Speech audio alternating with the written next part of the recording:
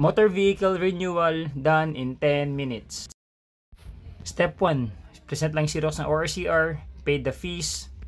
Step 2, maghihintay na lang tayo ng release ng ating vehicle clearance and insurance. Shout out sa napakabilis na serbisyo. As usual lang, ZP Car Mandaluyong dito sa San Rafael Street yan. As you can see, past 8 pa lang yan. Walang tao.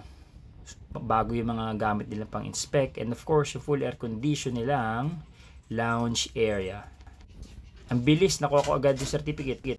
So step 3 na. Login tayo sa ating LTMS portal kasi dito na natin iti-trigger ang payment. So dahil connected na sa account ninyo yung vehicle, makikita nyo na yan dito. Click nyo accept. Drop down yun, nakita nyo na yung motor nyo or yung vehicle nyo. Next. Renewals application type. Private MB of course. And then sa baba, kasi sa akin na-complete ko na so dapat yan yung next clickable. So ito yung makikita nyo pag click nyo ng next. I-upload nyo lang yung dito nyo na nga i-upload yung inspection report at the same time yung insurance.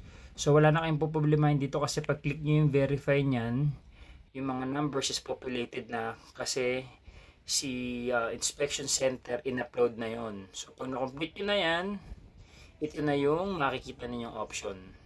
Sa baba, yan, kiklik nyo lang yung proceed to payment. So maraming options na ibibigay sa inyo. So on my case, pinili ko si GCash. So same naman na process. So maraming options dyan.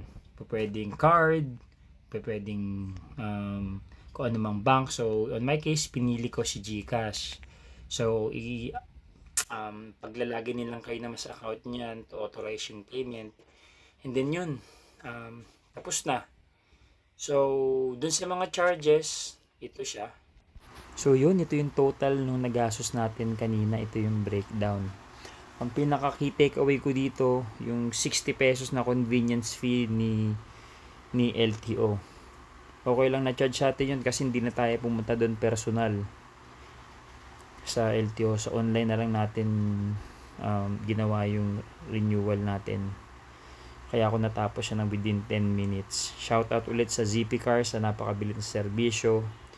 For any questions, just go to the comment section. I'll be more than happy to answer those. So I hope nakatulong itong video na ito. Ride safe lagi. Bye-bye. God bless.